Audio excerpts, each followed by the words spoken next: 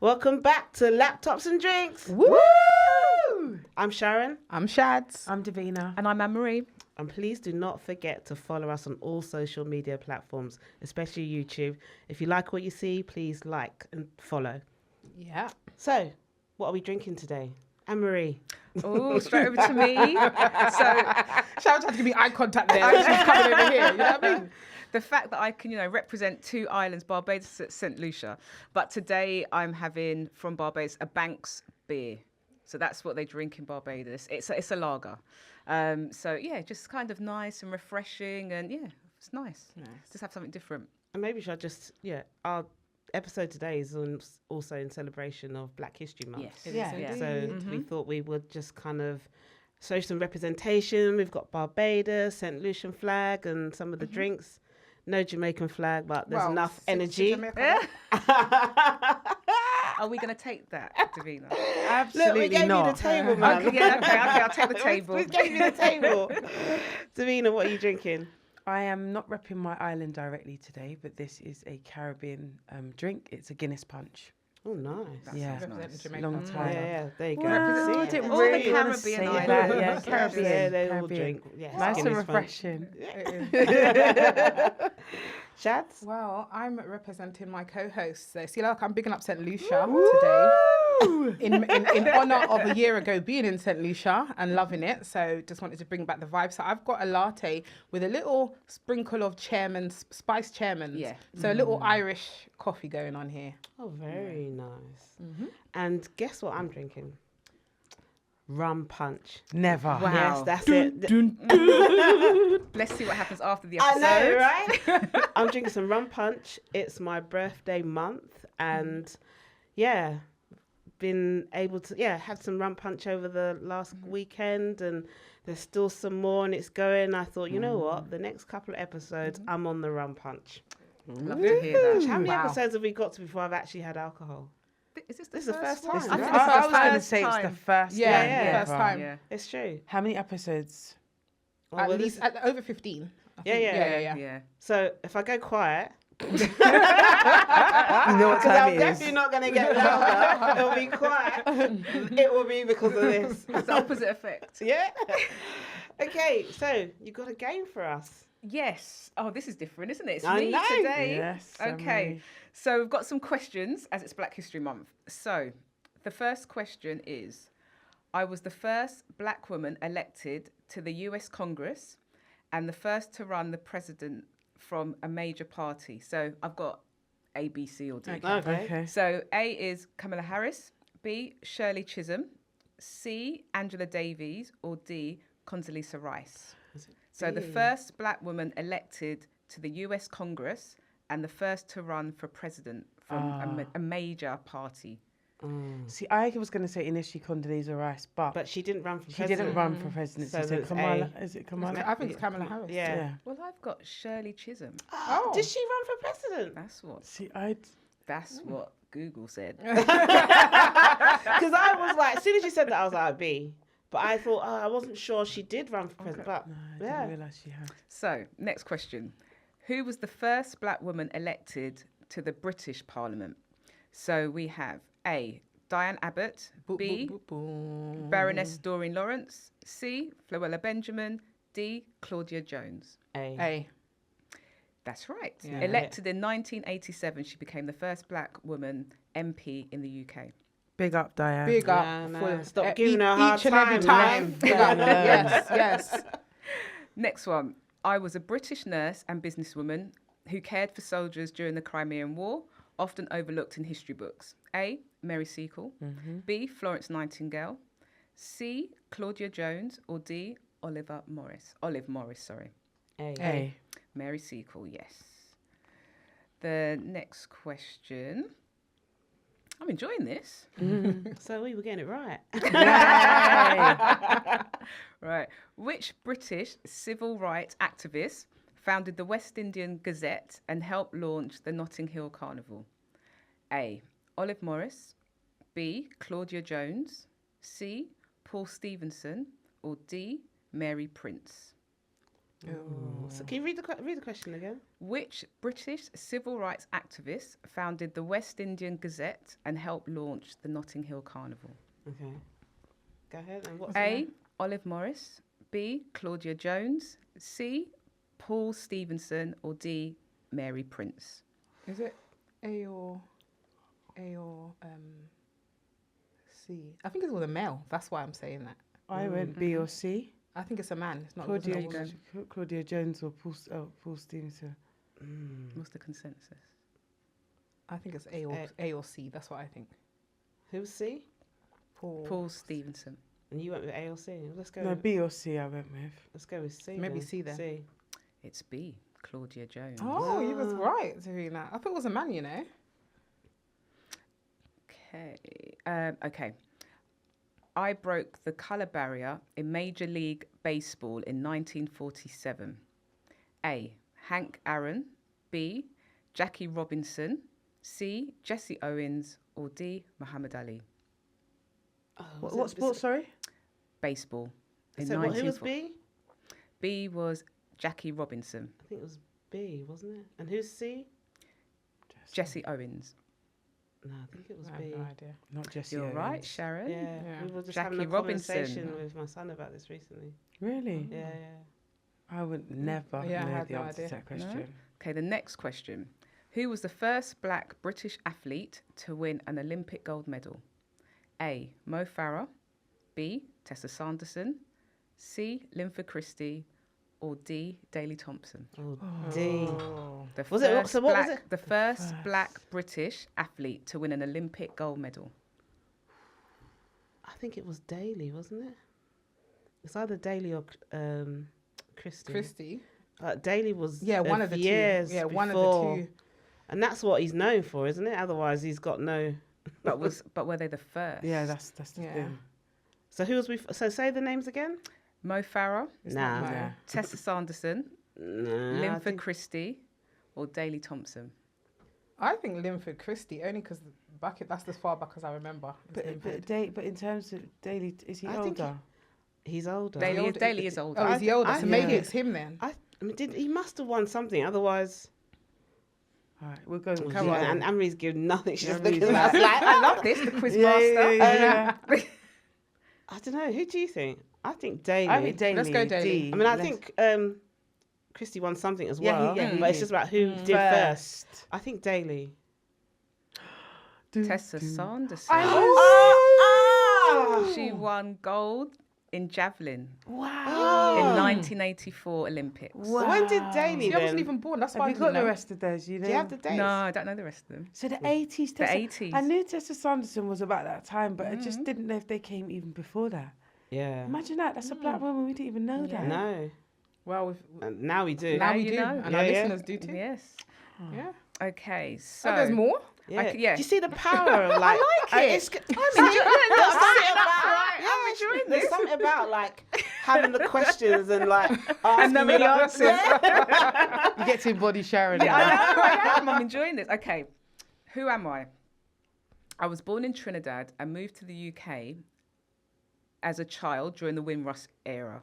I became a beloved children's TV presenter on shows like Play School and later became a successful author, actress and advocate for children's rights. In 2010, I was appointed a life peer in the House of Lords, where I continued to champion diversity and education. A. Diane Abbott. B. Baroness Doreen Lawrence. C. Floella Benjamin. D. Lenny Henry. C. Floella Benjamin. Yeah. What was it that gave it away? Did you know that answer? I did. If I thought it was going to be no multiple choice, I'd have said Floella Benjamin Yeah. straight up. I thought it was her. It was the first bit about the children's. Play School. Yeah. Yeah. There wasn't many black people No. around then. Okay, and I'll give you one more. Who am I? I'm a British civil rights campaigner who played a key role in the 1963 Bristol bus boycott, which helped pave the way for the UK's First Relations Act. I stood up against racial discrimination in employment and became a symbol of peaceful protest and change. In 2009, I was awarded an OBE for my service to equal opportunities and community relations. A. Paul Stevenson. B. Trevor MacDonald. C, Dark as Hell. Hey, Paul Stevenson. Yeah, Paul Stevenson. Yeah, okay, yeah. Yeah, Paul Stevenson. that one. That's me. That was nice. I like that Yeah. so much. Good. Cheers. Now I've got cheers. competition, man. Yes, you have Oh, you now. can only do cheers. I will do cheers up here, man. Cheers, man. I'm not going to be offended. Just the cheers. Okay, so when the last couple of weeks we've asked our listeners to complete a survey, and the focus on the survey was around thinking about our young black boys and raising them and what it takes to raise a young black boy now and probably before, and just kind of asking some questions. And we thought we wanted to do this based on the fact that most of our themes since we've kind of come back this year has been around relationships, and we've talked about various relationships, looking at young, old, but actually we wanted to kind of go to a real younger age in terms of children, especially, and we decided to focus on black boys and in kind of line with Black History Month. So you haven't seen the answers to the questions. So any conversations that we're happening now are actually live in terms of that's your first response. You don't know what people have said. And also we're all coming from different perspectives around what it means to kind of have been involved in raising children, and specifically black boys. And it's a topic that's really also dear to my heart, also having a 7-year-old son as well. So what I thought the best way to do it is I'll read out the question for us and just kind of have a conversation around what your thoughts are, and then I will give you feedback in terms of what was actually said. Yeah? Okay. And maybe just kind of get also a sense about what your percentage was as well, what people's percentage was as well. Did any of you fill it in? I did. No, I didn't. I started. I don't think I submitted it. Yes. Graceful. How many responses did we get? 32 responses. Okay, good. So we got a good number of people being able to respond. And so just to kind of give some context, the first question was around whether you were the biological or adoptive parent, step-parent, guardian, a relative, aunt, uncle, grandparent, care mentor, or both parent and aunt, or all of the above. Because there's a recognition that we had that actually it takes a village to raise children. And so we wanted to make sure that we kind of covered all of the areas. So 71% people who answered was a parent. Then the 15% was the next highest, was people that were a relative, so an aunt and uncle. And then it was kind of evenly split between step-parent, carer, and both. Okay. Yeah? Okay. So the first question was around, how would you describe your parenting style? How would you describe the parenting style you experienced growing up? Old school Caribbean. Yeah, strict. Yeah, straight up. Strict old school Caribbean. That's it. What does that mean, though? Like, because What we know, we can say that amongst us. Yeah. And mine was the same, but maybe it was strict, but with a little tinge of softness. Yeah, there was a balance. It's a balance. In that sort of sense. I think when I think about how I was raised in, so I'm Jamaican background, but my parents were born in the UK. My grandparents were born in Jamaica. But the teachings very much came down. So in the sense of, I had a strict home, but it wasn't regiment strict. It was more in regards to, there's certain things you couldn't get with no foolishness. You must have manners. Manners was instilled in us from a young age. Cleanliness was instilled in us from a young age. So we had things like chores. I couldn't just be Lego beast. There was no such thing as just playing Lego out. beast. There was no such thing as just playing out a road. Yeah. I had to leave my house for a reason. And it's funny because when I was having a conversation just a few days ago with my friend talking about kind of childhood and in the sense of, in secondary school, I had to be home at a certain time. So if school finished at 3:20 and I lived by 4 o'clock, my backside better be through that door. Do you know what I mean? There was none of this walking around in the street in your school uniform, stopping off and eating chicken and chips on the road. There was none of that. Let anyone catch you eating food on the road and report back to my mum. That's right. Yeah. So in that sort of sense, I had. But I'm thankful for it. I'm telling you, in in reflection and understanding, sometimes my mum's strictness, and you know, you have to try and, do you know, your parents little to get a little extra bly here and there, and in that sort of sense. But I'm so thankful. I had friends who were Lego beasts. I had friends who had structure like I had structure. I had different types of friends in that sort of sense at school. But I'm so thankful for, at the time, I was like, oh, why can't I? Because this person's allowed to do that. But reflecting back on it now, I was so thankful for the upbringing that I had, because it gave me the discipline I have now, and it's helped me to become the person who I am today. And instill that in your children, isn't it? And definitely instill it in my children, But it's adaptable though, We evolve, don't we? So we change, we adapt our parenting style to the things that maybe we didn't like when we were being parented, to not do that to our children in that sort of sense, So my parents were a lot older when they had me. So by the time I was born, there's a 16-year difference. So you got away with murder. You're the young one that got away with murder. That's what happened. So I can relate to some of the things you're talking about in terms of. So my dad was very strict in terms of, you knew how far to push it. Like I there was some things you just didn't do, but in terms of, but I think they were tired by the time I was around. They were tired from all the shouting and structure and rules and what have you. So I think there was a lot of flexibility, and the flexibility didn't come because they thought, oh, let's be flexible, we've done it. I think it just came because actually they were working. I had older siblings. My older siblings were around. So there was probably maybe some thought that they would take some responsibility because the age difference was so big. But there was just things I knew I wouldn't push in terms of being respectful. You know, I would never, ever get up in the morning and not say good morning. And there was none of this good morning. No, you had to. Because my parents were like, good morning, who? Or My mum morning. did Yeah, like the tone of your she. voice. I wasn't allowed to say she. Yeah. Who's she? The cat's mum? Yeah. Even today.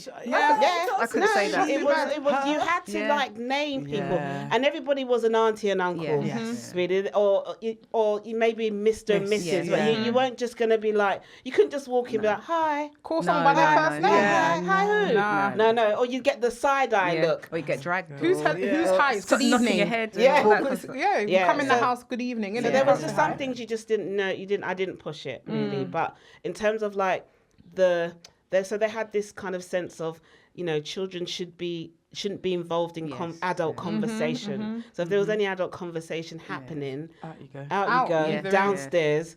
And even though I'd sometimes be like trying to listen, they would open the door and be downstairs. But they were very, in terms of like parenting, it was like, you know, you had to have respect. You know, manners was really important, really. And, you know, in terms of just kind of contributing to the chores within the home, their thinking was that how that would set you up as you become an adult, really, in terms of, you know, they weren't like, you didn't want to be no whatless man or whatless woman. You needed to be able to hold your own in the kitchen and hold your own in the home. And obviously education was really key. Not that they were doing much of my parents, not that they were doing much of the teaching, but they would set me up in terms of making sure I had access to everything I need in regards to education. So there was some similarities, but some differences. What about you guys? Definitely exactly the same. So both of my parents were born and raised in the Caribbean. So dad was born in Barbados and mum was from St. Lucia. And as I'm the only child, so it was exactly the same. So it didn't matter that I had no siblings.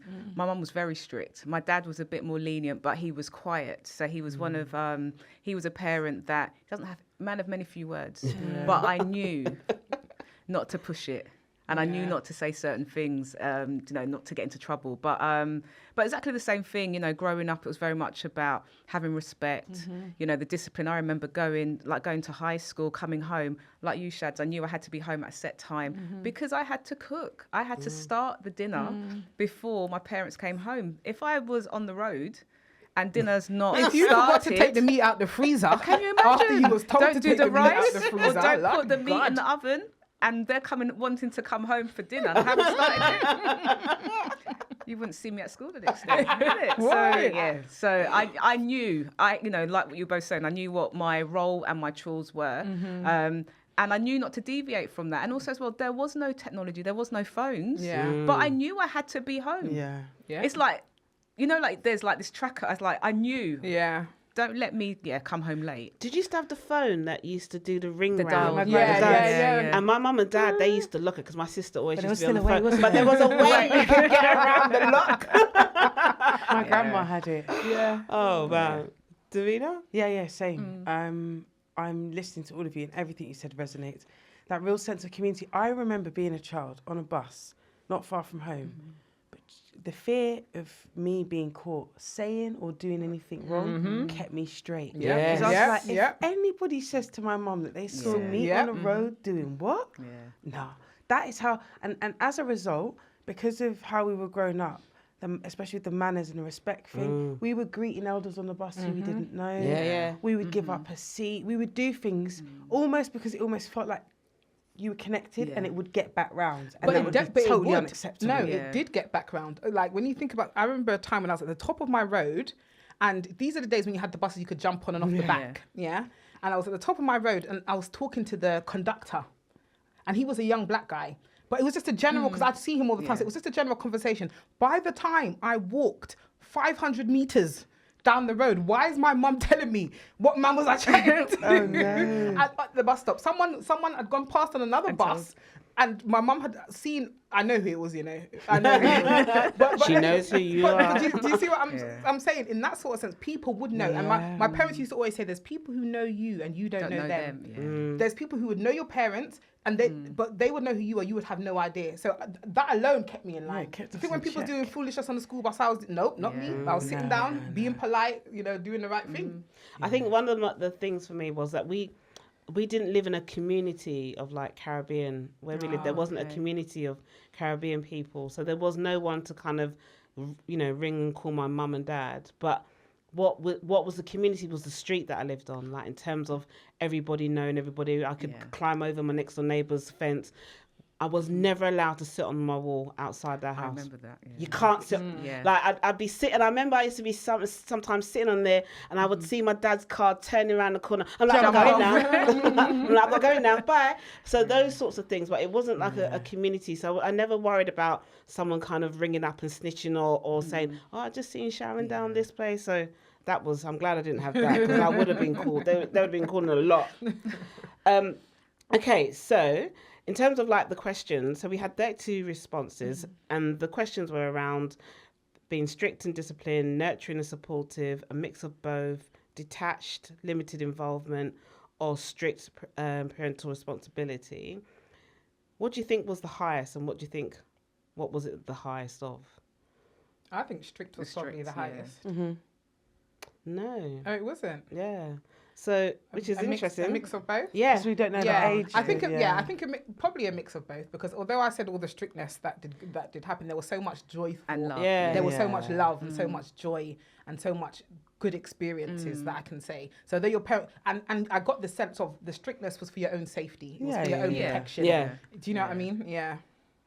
And then strict and discipline was 28%. That was the second highest. Okay. So it'd be interesting what that might have looked like in terms of if you had a bit of both, and then to not have, just to have one kind. And then the others kind of evened out around detached, limited involvement, nurturing and supportive on its own was like 3%. Yeah. So, do you believe some traditional approaches, e.g. discipline, silence around emotions, should be re-examined for today's generation? Re-examined? Yeah. So like... The use of them. Yeah. Yeah. Yes. Yeah. It was yes or no for that question? Yeah. And then Yes. some people put... So, yeah. their responses. So for the responses. discipline and what did you say? So do you believe that some traditional approaches, so for example, silence around emotions, and so that thing where you're not talking about how you're feeling to not be in the room, Yeah. do you think they should be re-examined? I think 100%. people are evolving from that anyway. Yeah, I'm going to be honest. I feel like in this day and age, you see the whole seen and not heard business. That doesn't run.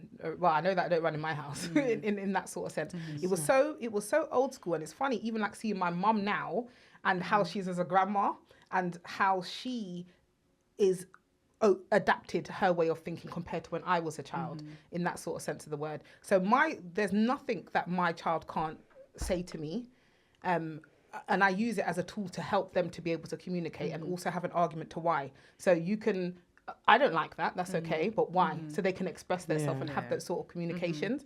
I don't believe that old school children should be seen and not heard business. I think we can learn so much from kids. Also, I think some of it, if we're really honest, borders on emotional abuse. Like, if you don't allow someone to express themselves and you are like very rigid in telling them that this is your expectation of them, in an adult relationship, we would consider that to be abusive. But what if, and I'm just playing devil's advocate, what if people who raise children like that don't see any harm in what they're causing from And that? I understand that. Yeah. I do think... Because you would, in order to know that what you're doing is wrong, someone would need to come back and say to you the impact that had on me, right? Which is what we've got. Yeah. So, for example, when I look at the parenting that I received, I understand that a lot of that was just passed down through experience. So I don't necessarily think there was... I was going to talk about sort of intentions, because I think the intentions are to love and care for your children. But how and what that looks like, I think, is largely based on your own experiences of how you've been parented. And they're modelling, isn't it? They're modelling what they received. Exactly. There's some of it that clearly, for example, for my mum, would have rejected. So my mum was born in St. Lucia, my dad was born here in the UK. Some of my mum's experiences in the Caribbean, they're negative experiences, and she definitely moved herself away from wanting to parent like that. But as I said, by and large, I think a lot of it is just what you've experienced yourself, and then you just fall into a situation where that's how you end up parenting. You don't have the knowledge about harm. They don't know how it even impacted them to think about how it impacted your children. Yeah. I think if you do, then you're in a position to make different decisions. So 28 out of 30 respondents believe traditional approaches should be re-examined. One said no. Oh, That's interesting. Yeah. One said no. Focused on expressing. So if we look at the people, what they said, or says many recommend balance, keep discipline and boundaries, but combine with open emotional dialogue and affirmation. Frequent calls to encourage children, especially black boys, to speak about and process their emotions. Several responses highlight harm caused by silence or corporal punishment. Yeah. And emphasizing long-term negative effects on boys' development. Well, what do you think about that in terms of, so I guess like in terms of using physical chastisement on children, especially, I don't think it works. I think old school, as I said, it's that's something like what Davina was talking about, things that are just carried down from generation to generation to generation. But when if you have the knowledge and insight in regards to kind of the effects that it has on children, the effect that it had on you as a child, if you was physically chastised, you will understand that resulting to that, and I'm not trying to say every parent's perfect, do you know what I mean? Everyone's evolving, but when you result to that, it's because you've lost control of yourself. And it's you couldn't do that to another adult. You can't be upset with another adult and think you can go around punching them or hitting them in order to get them in line. So why do we feel like we can do that to children? And then also, what are we then showing children? We're then showing them that, okay, somebody's upset me or somebody hasn't done what I've asked them to do. So as a result of that, I'm going to hit you or I'm going to punch you. So I think I understand how it trickled down because it's been generation after generation after generation. But I think people need to understand, and most people who experience physical chastisement, they didn't like it. No. So then why would you then want to go on and do that to your own children? And as I said, no one's perfect. So it may have to be something that they have to learn and work their way through it and understand a different way, because that might be their default, but it doesn't mean they can't change it. Do you know, I'm curious about the person that said no, because I think there are some people that would say no, but I think that I'm wondering, like, if you compare society that we live in today compared to then, I think a lot of people conflate parenting with, oh, if we brought them up how we were brought up, there's no way all of this madness would be going on right now in the world. So I think that some people think, although it's harsh, they know it's harsh, but you get a good end result from it. You get a well-behaved, well-rounded young adult child. I think it's maybe different, so though. much of the well-rounded, but actually I think, because you hear sometimes conversations where parents or grandparents don't feel like we know what's happening with some of our children. They feel like we're being too soft. And that softness then kind of shows itself through children maybe being disrespectful, children not coming home, or children going missing, or you just don't know where they are. Yeah. And some of those and some of that might be, different communities might feel that, because it'd be interesting to understand, and surveys, you can never cover it all, but it'd be interesting to kind of understand like how that might vary, maybe say in the African community versus the Caribbean community, because African communities are very strict in terms of the upbringing of children. I'm not saying that Caribbean communities aren't, but it'd be good to understand that in a bit more detail. Yeah, I get that. I just had another thought as you were saying that, in regards to, you see this whole, some people say, okay, people are being soft now on young people, on their children, and that's why they're behaving in a certain sort of way. I do believe, I'm a parent who believes that children need to have a certain element of fear. And when I say fear, I mean like the same way how man should fear God. I'm not saying, but children should have a certain level of fear in their parents. And when I say that, not that their parents are going to box them down or kick them down, but when my parent says something, you will respect that. And for me, it's to do with parenting, right? So you don't necessarily have to use physical chastisement on your child. It's about teaching your child the elements of respect. And you can have that discipline alongside that emotional intelligence, that open conversation with your child. As a parent of a young adult who, yes, he's my child, so I'm probably going to say, oh, he's doing great. But he really is. He's such an asset to society as the young man that he is. And there had to be an element of, he knows when mummy says something, she means business about this. And if there's a consequence, there's a consequence for those actions. But it's also a mum that you can come to and be like, well, actually, I wasn't happy about that because X, Y, and Z, and we can have a conversation about it. And that's made him into the eloquent young man he is today. So I think there's balance. Because do you remember the look like you used to get? Because I'm. Or that don't work on my 5-year-old. I'm still working. No, that was the look. He gets it now. Does he do it back to you? No, he'll be like, Mommy, why are you looking at me like that? but maybe for some, did the look then mean, did it go on to something else, or was the look just enough to kind of, because you talk about fair. What does fair look like, right? Because it's that thing where, is fair going to be the look and then the look becomes something else, or is it just that the look is scary enough? But it should be. It was, though. But it can be. And it should have a consequence. My thing is this. If you're going to say something has a consequence, there's a certain behaviour that's not acceptable.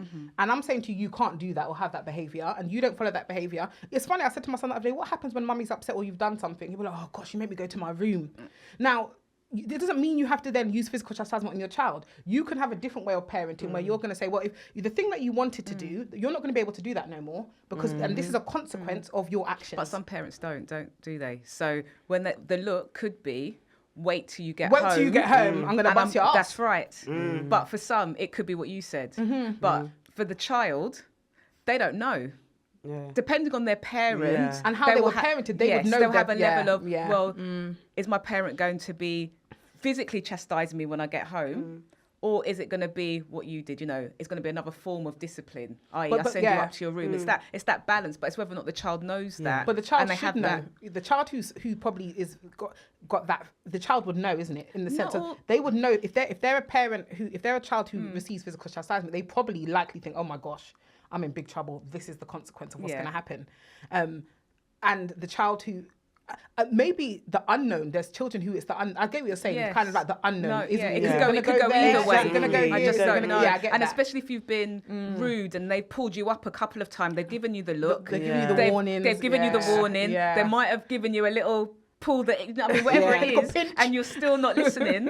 You don't know what that ride home. Yeah, true. I get that. The unknown. Because it's hard though, isn't it? Like raising children today or being part of like a family network where you're trying to get that right balance, isn't it? Where, so my son at 6, if you were to take away his pudding, oh my gosh, it's like the world's ended. The pudding would be the thing. That's not working now. I'd be like, all right. So now it's something else. It's something else. But you've just got to, the thing is, but that's the thing, like, and that's the two of us, doing that. For some people, when you're on your own, that can be more harder. So I can see probably why some people might just give in, right? Because if to continually keep that momentum, it's not easy because what works today and what works for this month might not work for the next mum. And why should it? Because children are growing, Yeah. they're Savvy as evolving. well. Yeah. Yeah, but it's all about the parent, though, isn't it, to be able to control their And be self. So the consistent. bottom line is Yeah. because they have lost control. Yeah. They have lost, and there might be many factors contributing Yeah, to why yeah, lack yeah. of support, lack of help, all these other sort of stuff. There was something that when you were saying, Sharon, that came to my mind. If I remember, I'll say it. I was going to say, but it's also education as well, because as we kind of talked about, if you're a parent like, you know, our grandparents or our parents' generation, that's all they knew. You know, so unless you're going to evolve yourself and adapt and kind of say, do you know what, there is no rule book with parenting. Yeah. Every child's different. You Yeah. could have Yeah. 3 children. How you parent each child is going to be very different. Yeah. One might listen. The next one, as my parents used to say, is hard ears. They just don't, do you know what I Yeah, mean? yeah. So you've got to find that balance, They don't say you? 7 brothers, 7 different minds, isn't it? Yeah. It's not Yeah. easy. Okay, so next question. Which relationships have the greatest influence on shaping young black boys into men? Probably their mothers, I think. I think mothers. I Yeah. think fathers as well. I think fathers is an important relationship. Was it separated out, mother, father, or just parent? It was just for people Or was it to free kind text? of- Oh, it was yeah. free text. Okay. What was the question? Say that again. Which relationships have the greatest influence on shaping young black boys into men? Also friendships. I I'm think sorry. it's both, You have to to be know. fair. Yeah, I think it's mother and parents father, yeah. and who they hang around with. I think And you could select more than one. It was which relationships. Yeah. Yeah. So yeah. I would say parents and outside of the home. The Yeah, people because they I hang think there around comes with. a point where, as we know, developmentally, you start to remove yourself from the family and align yourself with a peer group. So, yeah, I would say So I that. guess so. The question is around black boys into men. So I guess so.